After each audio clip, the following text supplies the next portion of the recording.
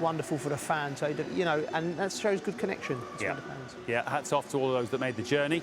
Not just for the price of a cheap pint, I'm sure. Not that cheap in London, by my reckoning, but there we are. Nothing in the end, though, that tough for Arsenal at the moment. Gabriel Jesus with the twinkling, dancing feet to set up Fabio Vieira for his goal. 3-0, back short. A good night, another one for Arsenal. 3-0 winners over bodo-glimt. We'll have a look at the group in a moment, but it's pretty much all good news. Home wins in the later Europa League games for Fenerbahce and for Rennes, but you can see slip-ups for some of the more fancy teams at home. Certainly Jose Mourinho's Roma, who went down to 10 men and have lost to Real Betis. Same scoreline for Union Saint-Gilloise, who've beaten Braga in Portugal. 2 each, Midtjylland and Feyenoord. Freiburg have beaten Nantes and Karabakh. 3-0 winners in Paris against Olympiacos. And I mentioned Arsenal's group. As you can see, they are in control for what it's worth, although PSV and Arsenal obviously have only played the 2 games thus far, and they will meet eventually. They haven't yet met, it was obviously the postponed game, but it's Bodo-Glimt away in a week's time for Arsenal in the early kick-off in the Arctic Circle, and then 2 games against PSV, first one at home, and then eventually to Eindhoven before Zurich caps it off. But Joe and Martin, get your thoughts in a moment. I think we're going to hear first, are we not, from Eddie Nketiah, the scorer of Arsenal's first goal tonight. He's with Jeff Brazier. Eddie, 3-0 win. What did you make of the performance that puts you to the top of Group A? Yeah, I think good win. Nice to have a European night in front of our fans. You know, I think the atmosphere was electric, great today, and yeah, it's nice to obviously get the win and get the 3 points and go top. What about opening the scoring as well? Right place, right time for you? Yeah, it was nice. Obviously, KT, good shot from KT, and I was just alert, you know, it fell for me, and obviously I took the chance. So, I mean, you seem to control the first half, but then start the second half. Would you say that it's fair to say the energy dropped somewhat, and then the substitutes were made for that reason? Yeah, I think obviously they started well second half. I think, like you said, we dominated first half, dropped it a little bit in the second half, and then obviously picked it up towards the middle end. 2 goals in 2 starts for you. Are you happy with how much you're contributing and hoping that it gets you a start in the Premier League at some point soon? Yeah, it's a good start. I think obviously it's nice to obviously get 2 wins, 2 goals as well. And yeah, I'm just going to try to keep doing what I can, keep pushing, and you know, hopefully keep scoring, you know, helping the team. And what did you learn about the opponents tonight? They were very positive, they were very front-footed. And what do you think the reverse fixture is going to be like? Yeah, it's going to be a tough game. I think you can see the way they want to play. They always want to play out from the back. They've got good players on the ball, and you know, they made it difficult for us at times. So yeah, we've got obviously the Premier League to focus first, but then be ready for a tough game to come back. And talking about the Premier League, what did we learn about squad depth tonight? It's going to be incredibly important this year. So lots of rotation. Yeah, like you said, obviously it's important. Everyone's going to play their role, you know, so we've all got to keep fighting, keep pushing each other, and you know, be ready, you know, so we can keep winning. All right, well done tonight. Thank you. Eddie Nketiah with Jeff. Like him, Martin? Like where he's going, where he's finding that bit of maturity and composure now? Definitely. I think he said it there, didn't he? Got to work harder, got to continue. I think probably thinking he maybe wanted to do more. Would have liked to have got a hat-trick. He knows he needs to do something big. Jesus is in really good form. You saw that when he came on. He's the benchmark, isn't he? But nonetheless, Nketiah is improving all the time. Be happy with his goal. Could have maybe had another one. Yeah. There's one that he skies when he goes through, but he is now someone to turn to that you expect a performance from now. So I feel he's gone to the next level, but he's not number 1 yet. So there's some way to go to get into the team. I loved it. He's the instinctive. He's one of them strikers where he's probably scored goals since the under-6s. You know, he knows what a goal is. And what I absolutely loved about him tonight was more than all of the attributes he's got was when he come off the pitch, he looked disappointed. Yeah. He's a young lad who's come through the academy, scoring for Arsenal on a Thursday night. He's probably got all his family there. He could have been well happy with himself, clapping the crowds off. He was unhappy. He only scored 1. It's a lovely finish. He wants more. He wants more. Yeah. And that's what you want. And he expects more. And he's vocal. You hear him saying he wants to play more minutes. You know, and he's one of them. He's forced his way into the manager's reckoning. Yeah. He's got playing is the oxygen, isn't it, for the players? And he knows now he's not going to play again at the weekend. He'll get minutes, though. But it's like he needs to just do a little bit more. But I can see this player really improving all the time. Look, good imagination there. He's definitely got the confidence, the mentality, little ball round the corner. His strength now, he seems like he's put on a bit of muscle. He's turning into a man now in terms of his development. He just needs those opportunities. Something big's going to happen. Look at this movement again, Joe, running down the sides. He's testing defenders. Yeah, that was perfect movement. You know, he timed it so well. He opened his body up. You know, you get so many busy strikers. This is the one where he would have been very disappointed with there. He just needs to take a little bit of time, wait for the goalie to go down and lift it, which I'm sure he would do next. And I think that was the chance that was on his mind when he come off the pitch. And I absolutely love that from the young lad, his attitude. Yeah, his quality of finish there. That's just to feather that in, as you said, velvet finish. Lovely. Martin nailed it. Ian Wright. In terms of that composure, that calmness, just soft foot and Probably not as loud as Wright either. well, let's hope not. For everybody else at the club, I think we could all say testament to that. But he obviously made a decision because there was, I think, opportunities elsewhere. He had to decide eventually to sign a new contract and stay at Arsenal, and they must have convinced him, and he must believe that there is a pathway for him there because he wasn't short of suitors. No, there's 100%, you know, but it's still a big thing for him to be the number 2 striker, isn't it, at Arsenal? It's what you do when you come on, and every time he comes on, he's becoming a bit of a fan's favourite. There's no doubt about that, whether it's like wasting time in the corner flags, creating opportunities and taking Arsenal to the next level, because Jesus at times, I mean, he puts a wonderful performance in, but he's come on and then given Arsenal that extra bit, and he's just got to focus on that, not be disappointed, and get that support from the manager, which I think is key in all of this. This manager keeps spinning these plates, isn't he? Each player coming in, Vieira as well tonight, came in, did well. How much do you say to each player to get the best from him? Some will be a little bit down because they wanted more from themselves, but that's a really good environment for these players. You could have a similar conversation, couldn't you, around Fabio Vieira and Martin Odegaard being kind of slightly in his way, but that's part and parcel of the big club. Listen, you don't come to a big club. These kind of clubs like Arsenal, Manchester United, Chelsea, Man City, whoever you want to look, there's always going to be players' competition. Gabriel Jesus here, that's exceptional. You know, that feat, and then to pick it up. What I love about Vieira there is that is absolute brimming with confidence. He could have quite easily gone, right, let's make sure and get this low, but he's gone, right, I'm going to put it in the roof. Absolute, beautiful, left foot, open his body, lovely. But, you know, Jesus come off the bench and everyone's looking, you know, what's the performance going to be? He just can't stop playing well, Jesus. He's gone, get off. You know, left foot, right foot, dance through the defence. But Vieira, I mean, I thought tonight he's starting to show really nice touches. Look at Sabah there, maybe thought he could have got over that. And I think it's going to be quite, I mean, Odegaard's the club captain now.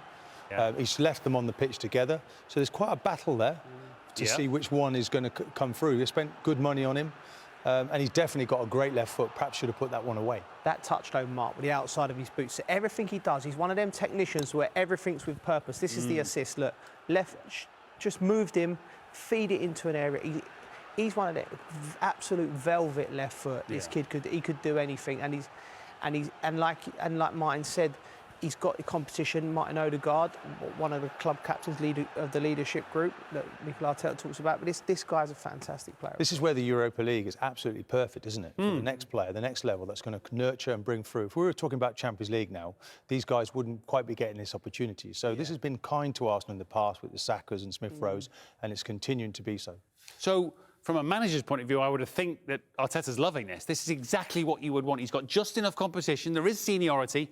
But those that need to knock on the door are knocking. Oh, yeah. That's what you want. In a perfect world, you want that intensity in the group to almost manage itself. That on the training pitch, you know, and you keep on pushing and keep on developing. And that's what we're seeing right now. So this competition is like, you know, there's 8 changes tonight. They're going to play in the next game. They know they can now. It's just they can look forward. Marquinhos was pretty well below. I mean, it's been 1 month, by the way, since he last played. Let's be fair to him. And he's looked at that performance, and tonight it's fallen away a little bit. So let's look forward now to next week to see if he can improve upon that.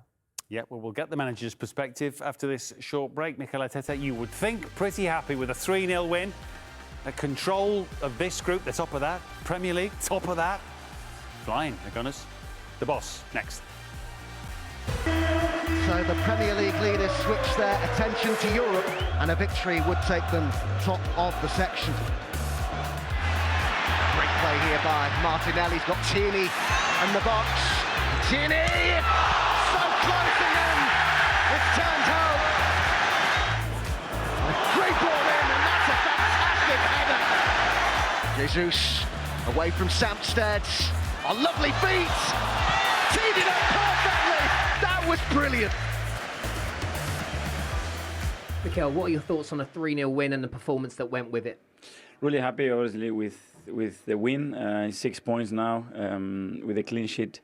And the way we attacked the box when we got there. But in general as well, I think we lacked a little bit of connection today between the players. Too many simple things, too many giveaways, and we weren't that consistent and that dominant throughout the game. But that connection, does that come with this group of players that were on the pitch today playing with each other more? I know they train with each other. Of course, there's a changes there, and there are a lot of players that haven't played a lot of minutes, and you can feel that in their coaching and understanding what to do, when to do it, and that timing sometimes is missing, and you can notice that. But attitude-wise and everything, no issues. Well, I guess you've got another game in Norway next week to work on that. What did you learn about your opponents tonight? Not much, because I saw 4 games of them, and I said in the press conference that I was very impressed the way they play. I told the players that you don't do it right, you're going to have to run a lot after the ball, because I think that they have the tools, the understanding and the quality to do it, and at times today they shown that. What was special about the goals today was the assists, 3 sublime assists to create these goals, so much creativity in your team. Yeah, I said that in the final third, I think we looked really dangerous every time we got into these positions. I think we were a threat, and the goals we scored, they were good goals. They started the second half well, Bodo, didn't they? Did you notice that there was a slight drop in energy, and is that why the subs were made quite so early? Yeah, a few players you could notice that when the game takes a different intensity, they were suffering a little bit, and it's normal. They haven't had enough exposure, enough minutes, and that's what we had to plan to make the right subs at the right time. Okay, well, thank you. Thank you. Thank you.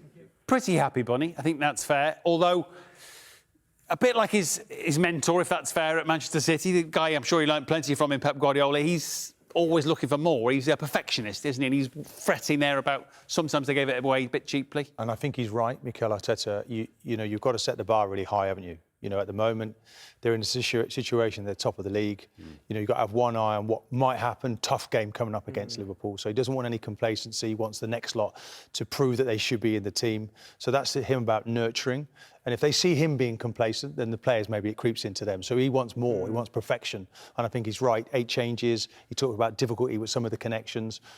It worked at Zurich, pretty well the same team. But I felt 1 or 2 were suffering, maybe living off that performance a little bit in the early stages. But in the end, it came together really well. Jesus coming off the bench, I think, that demonstrates to the group, doesn't it? That look at the quality. I'm the top man. You know, and I'm going to show everybody else how we behave. And that really helps to police it for the manager. Because he's the player that they point to. He's the role model within the group. So it's not so much that the ones that perhaps started tonight are threatening in the short term to take the starting places, it's that they are creating the competition for which those first teamers then have to keep performing. It's creating a culture, isn't it? He's right to demand excellence, because Arsenal and this season are trying to do something extraordinary. They're trying to go up against Man City. They're trying to win the Europa League. The bar's been set very high. You know, like you said, you've got Gabriel Jesus playing to the top of his game, you know, coming off the bench, showing the demands, you know, chasing everything down. The manager, you know, he's right to not be delighted with it. You know, to let the lads know that this is Arsenal Football Club and we want to be back at the top table. You know, we don't want to be playing in Europa. And the level of the opponent, you know, take nothing away from them. And the opponent that's coming up in the distance. Because Liverpool are sitting there, Klopp's watching, and he's got a plan. And he's going to come after Arsenal at the weekend, and they're going to have to stand up to that and be up for that challenge. But it'll be a very different Emirates that Liverpool experienced this time round to last time, because we talk about the Anfield experience and how much that helps them, but that's returning now to Arsenal. It's getting a special day now every time you turn up to play a game there. Do any of tonight's, if you want to call them B team, is probably a bit harsh, do they threaten a starting place? I'm thinking maybe of Tierney for Sunday, if Zinchenko's not fully fit, wasn't involved tonight. I feel sorry for Tierney. That could have hit the back of the net easily, that long-range shot. He's a high-caliber player. He comes on in every game. But obviously you're not completely meeting his needs. But then again, it shows you the quality and the strength of the squad when he's not starting. Look what he does when he comes on. So that's what it's about, moving in that direction. You want to be able to have that competition, and the level gets higher. Whether or not these players accept that going forward, as long as they play like that when they come in, I think there's still a future for them. Yeah, because Tommy Asso, I suppose you could have a similar discussion around. So all good for Arsenal. Manchester United also picking up all 3 points in the Europa League tonight, although it was harder work than they would have wished, with a very strong team, actually, that started out in Cyprus against Omonia. Cristiano Ronaldo in that starting lineup, but Omonia taking a first-half lead. Changes after the break, including Marcus Rashford, did start to swing it for Erik ten Hag's side. Rashford with the equaliser, terrific finish.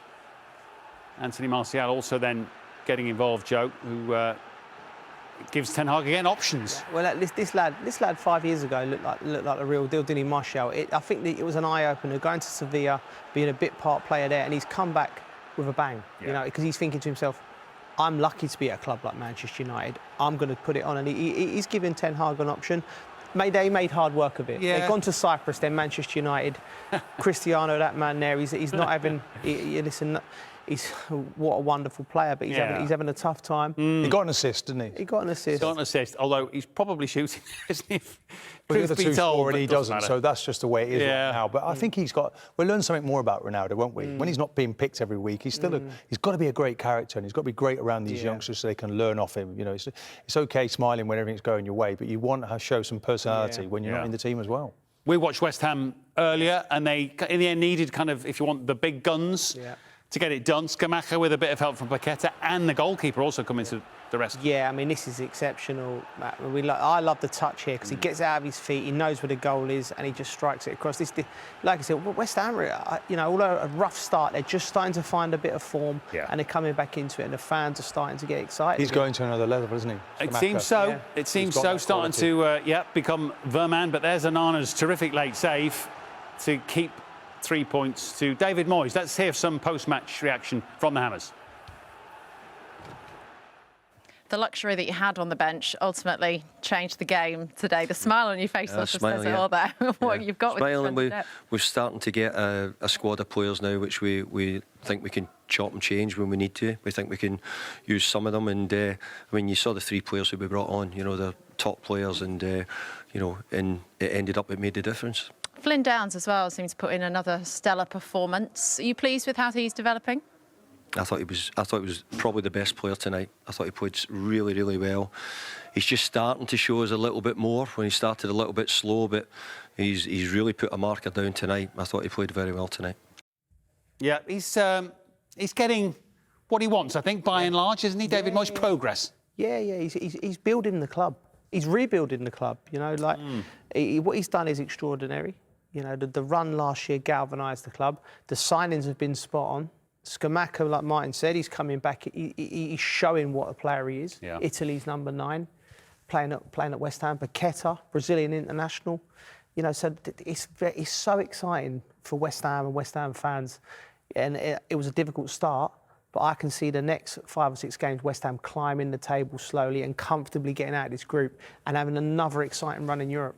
High caliber players, aren't they? Yeah. And you can see David Moyes, you know, the enthusiasm he's got now. He's up for that fight. It was a tricky start to the season. They've turned that round now, West Ham, and he knows he's got the strength in depth now to be competitive this season.